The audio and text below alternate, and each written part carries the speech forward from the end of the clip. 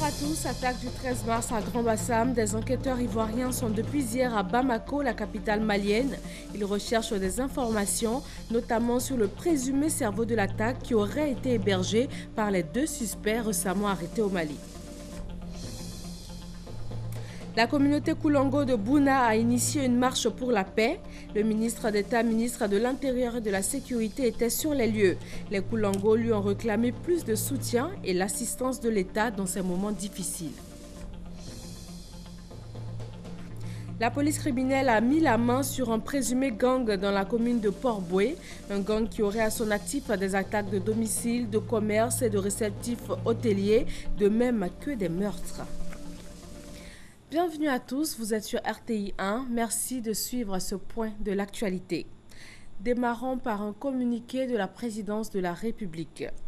Son Excellence M. Alassane Ouattara, président de la République de Côte d'Ivoire et président en exercice de l'Union économique et monétaire ouest-africaine UEMOA, a reçu ce mercredi 30 mars 2016 en sa résidence de Mouguin en France le président élu du Bénin, son Excellence M. Patrice Talon. Au cours de leurs échanges, le président Alassane Ouattara s'est réjoui du déroulement pacifique du scrutin présidentiel, confirmant ainsi la maturité démocratique du peuple béninois. Il a par ailleurs réitéré ses vives félicitations au président Talon pour sa brillante élection et lui a adressé ses vœux de réussite dans l'exercice de son mandat. Les deux chefs d'État se sont engagés à œuvrer au renforcement des excellentes relations de fraternité et de coopération qui existent entre le Bénin et la Côte d'Ivoire. Fait à Abidjan le mercredi 30 mars 2016. Direction maintenant Bouna, dans le nord-est de la Côte d'Ivoire. La communauté Koulango a initié une marche pour la paix. Il s'agit de dire non à la violence dans la région. Le ministre d'État, ministre de l'Intérieur et de la Sécurité était sur les lieux. La communauté Koulango lui a exprimé ses préoccupations. Elle réclame plus de soutien et d'assistance de l'État en cette période particulièrement sensible. Doigt de laser.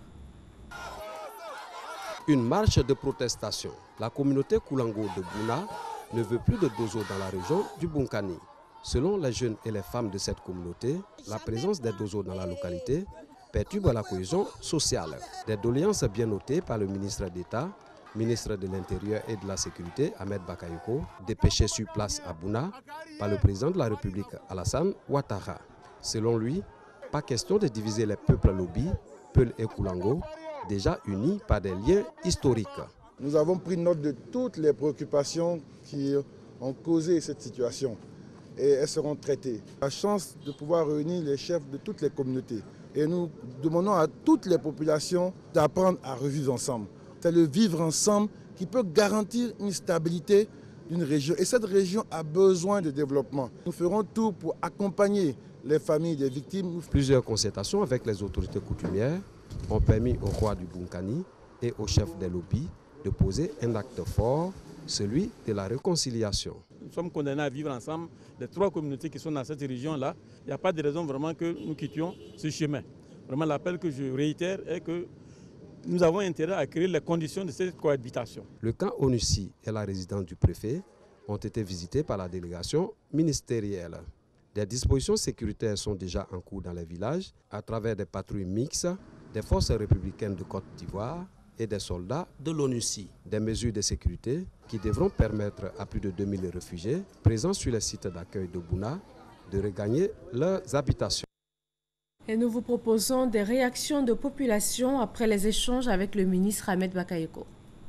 Merci aussi au président de la République qui a dépêché plusieurs missions gouvernementales. Car la venue du ministre d'État, le ministre Ahmed Bakayoko, a donné un fouet, vraiment un véritable fouet à la réconciliation. Il a parlé aux uns aux autres et s'est exprimé devant les jeunes, devant les femmes. Il a assuré que le gouvernement mettra tout en œuvre pour que la paix revienne et que justice sera faite. Cette jeunesse-là va prendre ses responsabilités. Je pense qu'elle va contribuer au rétablissement de la paix. L'intention de tout le monde, c'est la justice. Donc, comme le roi lui-même l'a si bien dit, nous sommes condamnés de vivre ensemble. Et j'espère que ce message du roi est lancé. Calmons-nous, mettons un peu d'eau dans notre vin pour que ensemble, on puisse avoir un avenir meilleur. Après ces affrontements de Bouna, les sites des déplacés ont été approvisionnés en médicaments. Les populations bénéficient de prises en charge physique et psychologique. Le ministère de la Santé dresse un point de la situation sanitaire. Salima Toudia et Thomas Gessambi. Depuis le 24 mars dernier, début des affrontements intercommunautaires à Bouna, des mesures sanitaires ont été prises par le gouvernement pour faire face aux différents cas de santé qui s'imposent. Un comité de crise du ministère de la Santé et de l'Hygiène publique, en liaison avec des équipes d'urgence dépêchées sur place, suivent l'évolution de la situation. À ce jour, nous avons au total 19 décès, dont 16 en cours de prise en charge dans les structures sanitaires depuis le début et 3 en milieu communautaire. 53 blessés ont été reçus dans les services de santé, dont 4 femmes.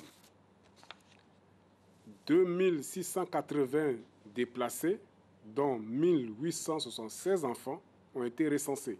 Des consultations ont permis de prendre en charge 114 personnes qui ont présenté diverses maladies. Pas question pour le ministère de la Santé et de l'Hygiène publique de laisser tomber les populations de la région du Bunkani face à la situation de crise qui prévaut. La prise en charge sanitaire et psychologique gratuite est même renforcée. La ministre de la Santé et de l'Hygiène publique a dépêché en urgence sur place la directrice générale adjointe de la santé avec des médicaments de première nécessité en appui à la gestion locale. Un deuxième envoi de médicaments a été fait pour renforcer le dispositif le lundi 28 mars 2016. Des actions de prévention ont été menées et sont en cours actuellement, à savoir de la vaccination contre la rougeole des enfants de 9 mois à 15 ans sur les sites des déplacés pour éviter la survenue de l'épidémie de rougeole. L'accompagnement psychologique des victimes. En outre, l'évolution de la situation sanitaire est favorable, ajoute le ministère. Les blessés hospitalisés sortent progressivement de l'hôpital et le nombre de déplacés sur les sites commence à connaître une baisse. Une mission de soulagement va se rendre demain vendredi à Bouna pour apporter solidarité et compassion aux victimes des affrontements. Elle est mandatée par les élus et les cadres de Bunkani vivant à Abidjan. Ils se sont réunis dans la commune d'Adjamé pour appeler à l'apaisement. Ben Touré et Maïsako. Plus de 2000 déplacés internes, plusieurs blessés, 1 millier de réfugiés au Burkina Faso et une vingtaine de morts. Le bilan des affrontements intercommunautaires à Bouna interpelle ses ressortissants. À la suite du gouvernement, les communautés vivant à Abidjan veulent se rendre au chevet du Bunkani pour apporter leur soutien à toutes les victimes, quelles qu'elles soient. Ce n'est pas des apports en espèces. Il faut aller sur place. Il faut leur donner des vivres, des non-vivres. Certainement apporter des médicaments au centre de santé sur place. Donc soutenir toutes les autorités qui aujourd'hui s'évertuent à penser les plaies de nos parents. En plus des vivres et non-vivres, les ressortissants prévoient une collecte de sang pour secourir les blessés. Cette rencontre est aussi la réponse à l'appel des élus et cadres à l'endroit des différentes communautés qui doivent contribuer à l'apaisement. Nous avons été blessés, c'est vrai, mais aujourd'hui nous appelons à l'apaisement. À l'apaisement des cœurs, le bon ton et faire en sorte que nous puissions revivre ensemble comme cela l'était. Pour que la paix revienne dans le Bunkani, le gouvernement a déployé près de 900 éléments de forces de sécurité aidés par l'opération des Nations Unies en Côte d'Ivoire. Une initiative saluée par les ressortissants du Bunkani. Pour l'heure, Bouna se relève lentement en attendant que les responsabilités soient situées. Grand Bassam renaît également plus de 2 semaines après l'attaque. Hier mercredi, une équipe d'enquêteurs ivoiriens s'est rendue à Bamako. Elle a pour mission d'obtenir de précieuses informations suite à l'arrestation la semaine dernière dans le nord Mali de 2 suspects clés de l'attaque. Ibrahim Ould et Midi Sodak Diko ont été transférés dans la capitale où ils vont être entendus. Ils auraient, avant de prendre la fuite vers le Mali, hébergé et facilité le déplacement en Côte d'Ivoire d'Ivoire de Kunta Dalla, le présumé cerveau de l'attaque de Grand Bassam, activement recherché par les autorités ivoiriennes. Et sur place à Grand Bassam, les plaies se pansent, la ville historique revit après le passage des terroristes. La royauté d'Enzima Kotoko a organisé une cérémonie de purification afin de chasser les mauvais esprits de la cité visée par les terroristes le 13 mars dernier. Hermaniamia. Le 13 mars dernier, la Côte d'Ivoire subissait une agression terroriste sur la plage de Grand Bassam, faisant officiellement 19 morts et 33 blessés. Plus de 2 semaines après ces événements tragiques, la royauté décide de purifier les terres de Grand Bassam comme l'exige la tradition. Chaque fois que le sang humain est versé de manière outrancière, comme ce fut le cas le 13 mars, il faut absolument purifier la terre pour la santé de la population de Bassam. Pour la circonstance, la mission est confiée aux Komiens, c'est-à-dire les prêtresses traditionnelles qui ont en charge la protection du royaume des mauvais esprits. Après des incantations et la libation, des processions se feront entre la mer et le lieu de la cérémonie.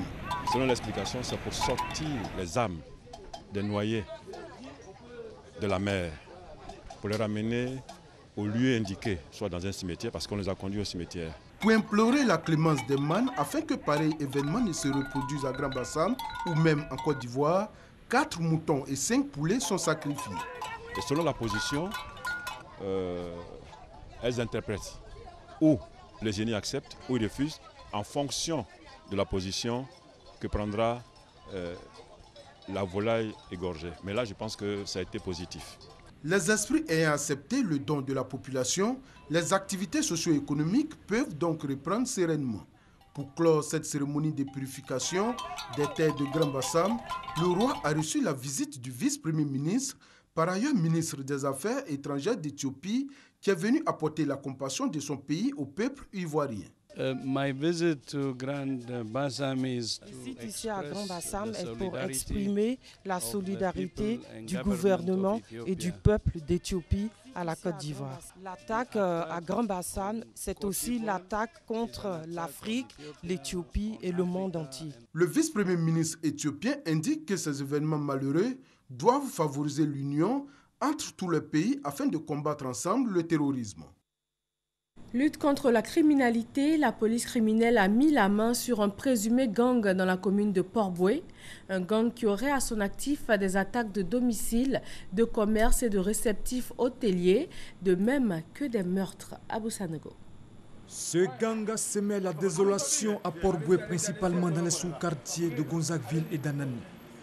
À son actif, plusieurs attaques de domicile, de commerce et de réceptifs. Auteur également de plusieurs viols, ce gang a abattu récemment dans le sous-quartier d'Anani une dame et un homme, a ouvert le feu sur un vigile, le blessant grièvement. Il a laissé pour mort puis a emporté son arme. Une opération menée par les éléments de la direction de la police criminelle a permis de mettre le grappin sur ses membres et de saisir des armes à feu dont une Kalachnikov, un fusil à pompe, un pistolet automatique, un SPAL et des munitions. Il est composé de 5 membres. 2 sont pour l'heure en cavale. Les autres ont reconnu les faits de vol de nuit en réunion, avec effraction, à main armée, suivi de viols, meurtres, détention illégale d'armes à feu et association de malfaiteurs. Ils seront tous conduits devant le parquet pour répondre de leurs actes. 300 jeunes déscolarisés et à risque vont bénéficier de prise en charge de l'État de Côte d'Ivoire. Le service civique d'action pour l'emploi et le développement en a récemment fait l'annonce. Guillaume Zéré et Franck Quadio pour le reportage. En le faisant, le ministre Paul Kofi ouvre ainsi la porte à l'insertion sociale et professionnelle de milliers de jeunes ivoiriens déscolarisés. L'inauguration du siège à Duscade, le service civique d'action pour l'emploi et le développement, va permettre de sortir de la rue des délinquants, des prostituées, des marginalisés entre autres. 300 d'entre eux sont concernés par cette expérience pour cette année 2016. Le traitement social et économique de la vulnérabilité constitue un challenge que nous devons tous relever, quel que soit notre rang, notre fonction, notre statut au sein de la société. La cérémonie d'inauguration du siège d'aujourd'hui représente à la fois une symbolique d'espoir et d'engagement pour donner une seconde chance à tous les jeunes vulnérables de Côte d'Ivoire.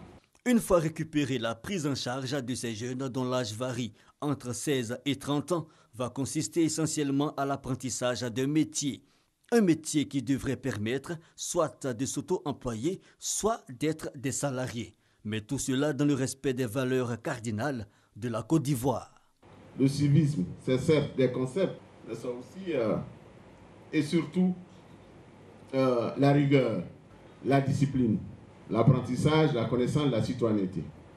Véritable outil de resocialisation, le SCAD a été créé avec l'appui de l'Agence française de développement en novembre 2013.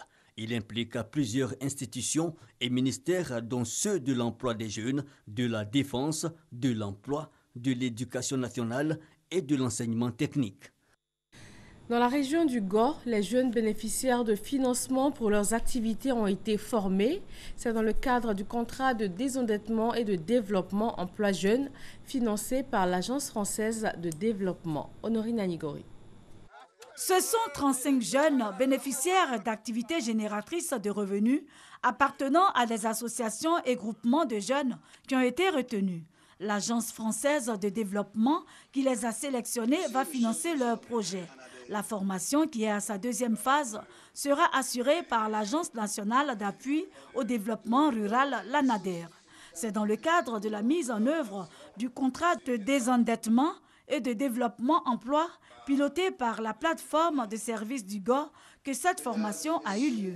Son président, Alphonse Nyagno Gadji, apprécie le démarrage effectif de la mise en œuvre de cette deuxième phase qui consiste en la création d'activités génératrices de revenus. Lucien Zouzoua Naounou, le coordonnateur de la plateforme de services, a quant à lui fait le bilan partiel de sa structure. Selon lui, sur 86 plans d'affaires portés par 704 jeunes regroupés en association, 6 seulement ont été retenus. Il a saisi l'occasion pour inviter les collectivités locales à soutenir la plateforme de services. Au nom des bénéficiaires, Fernande Bébro a traduit sa reconnaissance aux bailleurs de fonds.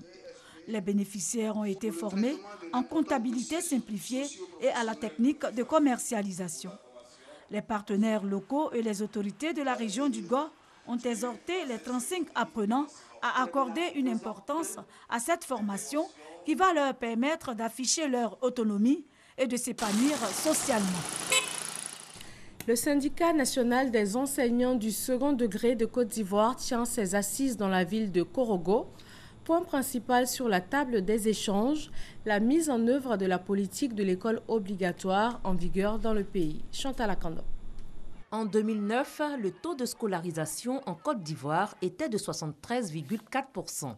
En 2012, ce taux est passé à 87,8%. Selon les statistiques livrées par le directeur régional de l'éducation nationale du Poro, au cours des assises sur la scolarisation obligatoire. Aujourd'hui, le défi que se fixe le gouvernement, c'est d'atteindre la barre des 100% d'ici à l'horizon 2020. Pendant 3 jours, les participants à ces assises ont mené des réflexions profondes sur les entraves de la mise en œuvre de la scolarisation obligatoire à travers tout le pays. Il s'agira pour les participants de prendre désormais appui sur ces éléments afin de faire des propositions efficaces et adaptées. L'éducation est le socle de tout développement. Et un enfant qui est instruit, un enfant qui a une certaine éducation a un autre comportement par rapport à un ignorant. L'analphabétisme est très grave pour une société. L'enfant qui va recevoir l'éducation de qualité aura un autre comportement. Au nom de la ministre Kandia Kamara, le directeur régional de l'éducation nationale du Poro a salué l'initiative du CINESI et exhorté les uns et les autres à contribuer à l'atteinte de l'excellence à l'école. Fanta Sissé, 3e adjoint au maire de Korogo, s'est réjoui du choix porté sur Korogo, une zone où la politique de l'école obligatoire et surtout la promotion de la scolarisation de la jeune fille préoccupe au plus haut niveau les acteurs au développement. La population de Toumaudi est sous le choc. Une violente tornade a causé d'énormes dégâts matériels. Les locaux de la préfecture sont inondés d'eau. La prison a été décoiffée. Pas de perte en vie humaine, mais les autorités appellent à l'aide face à cette situation inédite dans la localité. Amadou Ouattara. Flaques d'eau, maisons décoiffées et clôtures de différentes concessions effondrées. C'est le triste visage que présente la ville de Toumoudi, conséquence d'une violente tornade qui s'est abattue sur la dite cité. Ça a commencé vers les 17h30, 18h par des gouttelettes comme ça, avec un petit vent léger. Et nous-mêmes étions à la mairie, on s'est enfui rapidement pour aller voir le match de football. Quand tout d'un coup, le vent s'est intensifié et vous avez commencé à voir des tourbillons, des arbres qui tombaient et on nous a coupé le courant. Ça nous a fait vraiment peur.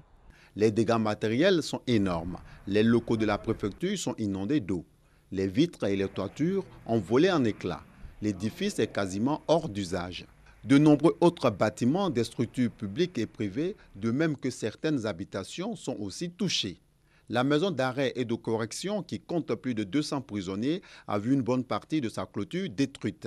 Au moment où il y a d'autres clôtures qui sont tombées, il y en a encore qui panent. Au moindre vent, ça va s'écrouler. Si par malheur, il y a des gens qui s'aventurent par là-bas, que ça s'écroule sur eux, c'est encore difficile. Il y a des risques. On a des détenus de grosses peines. Il y en a encore qui n'ont pas été jugés, des coupeurs de route, parce que c'est la période. Les coupeurs de route, il y en a. On a près de 200 détenus qu'il faut évacuer. Heureusement, on ne déplore aucune perte en vie humaine. Nous allons lancer un appel partout. Nous allons lancer l'appel au gouvernement, au ministère de la Solidarité, à toutes les bonnes volontés qui veulent bien nous aider pour rétablir rapidement le minimum sur tous les biens qui ont été détruits. Parce que c'est des maisons à ciel ouvert. Les gens, voilà la pluie qui arrive encore, les gens ne sauront pas où dormir. Pour l'heure, la population de Toumoudi est sous le choc. Au moment où nous quittions la ville, la pluie continuait de tomber. La Côte d'Ivoire est en pleine croissance économique. La stabilité du pays attire de plus en plus d'investisseurs. Ces informations ressortent d'une enquête du ministère du Plan et du Développement, et cela dans le cadre des objectifs du millénaire pour le développement. Grâce Kando. La Côte d'Ivoire a retrouvé sa stabilité. L'investissement privé est en hausse. C'est le résultat de l'enquête menée par le ministère du Plan et du Développement. Au cours d'une rencontre, ce résultat a été présenté aux différents partenaires. Pour le directeur pays du PNUD, la Côte d'Ivoire marque un bon point au niveau de son développement et de son économie. Les Nations Unies, selon lui, accompagneront le ministère pour l'atteinte des objectifs du millénaire pour le développement OMD. Le représentant du ministre du Plan et du Développement a salué les efforts des partenaires au développement qui ont permis à la Côte d'Ivoire de bénéficier d'une aide publique de plus de 580 milliards de francs CFA en 2012 et 939 milliards de francs CFA en 2013. Distinction du meilleur producteur de cacao. Le prix Alassane Ouattara du meilleur producteur de cacao a été décerné pour l'année 2015 à un fils de Niablé, zone est de la Côte d'Ivoire. Kadjo Morokro, c'est son nom, a été célébré dans sa localité. Juste indiqué. Une production annuelle de cacao estimée à environ 70 tonnes déclarées et un verger de près de 209 hectares. Kadjo Morokro, producteur de son état, a réussi cet exploit, ce qui lui a valu d'être le lauréat du prix d'excellence Alassane Ouattara du meilleur producteur national de cacao pour l'année 2015. Prix composé d'un trophée de la somme de 3 500 000 francs CFA et de plusieurs lots en nature, dont un véhicule de ramassage de fèves de cacao d'une capacité de 3,5 tonnes. Kadjo Morokro a reçu des mains du président de la République, Alassane Ouattara, ce prix institué par le Conseil du café cacao à la faveur des Journées nationales du cacao et du chocolat tenues en 2015. Une récompense qui réjouit la localité de Niablé, dans le département d'Abengourou, à l'est de la Côte d'Ivoire. Niablé renoue ainsi avec sa réputation de cité des lauréats en référence aux lauréats de la Coupe nationale du progrès jadis célébrée. Les autorités administratives, politiques et coutumières de Niablé, sa ville natale, les responsables du Conseil du café cacao, plusieurs délégations de producteurs de café cacao dont celle de Manzanois, Gagnois et San Pedro ont rendu hommage aux lauréats. Un hommage aux allures de fête avec l'exécution de danses du terroir et de prestations d'artistes. Une page religion dans ce 13h. Plus de 5000 jeunes se sont rassemblés à l'église universelle du Royaume de Dieu dans la commune d'Adjamé. Chants, danses et réjouissances au menu de cette célébration pascale. Grâce Kando. Habite en toi, dans ton cœur, dans ton intérieur et va t'accompagner dans tes études, dans ton travail, dans ta famille. Je suis un champion. C'est le thème qui a rassemblé des milliers de jeunes chrétiens venus célébrer la fête du Christ ressuscité. Ces jeunes, issus du mouvement Force Jeunes universelle de Côte d'Ivoire, ont tenu ce rassemblement à l'église universelle du Royaume de Dieu. Au cours de cette rencontre, l'évêque Victor Da Silva, responsable de l'église universelle en Côte d'Ivoire, a exhorté les jeunes à être des modèles à l'image du Christ qui a donné sa vie pour le salut de l'humanité. Le pasteur Elio, coordonnateur national de Force Jeunes francophones, a invité la jeunesse à ne pas se laisser influencer par les vices de ce monde. Danse, chants et compétitions bibliques ont meublé cette rencontre qui a vu la participation de plus de 5000 jeunes déterminés à devenir des champions dans leur milieu de vie. Au Mali, le processus de paix suit son cours. Les gouvernements des régions de Taoudéni et de Ménéka ont été nommés après la réunion du comité de suivi de l'accord de paix et de réconciliation le 18 janvier dernier à Alger. Le gouverneur de Taoudéni dans le nord prête serment aujourd'hui. Et le nouveau président centrafricain Faustin Archange Touadéra, élu le 14 février dernier, a prêté serment hier mercredi à Bangui. Très attendu et très suivi, la cérémonie d'investiture s'est tenue dans le plus grand stade de la ville, en présence de plusieurs chefs d'État étrangers.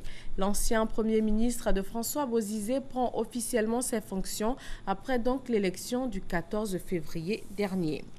En France, c'est une nouvelle journée de manifestation qui commence. 4 syndicats et des organisations de jeunesse sont appelés à la mobilisation contre la loi El Khomri. Un seul mot d'ordre, le retrait de ce projet de réforme du Code du travail, et ce, malgré les concessions accordées par le gouvernement après les précédentes mobilisations. Et voilà qui met fin à ce 13h. Merci de l'avoir suivi. Restez avec nous sur RTI1.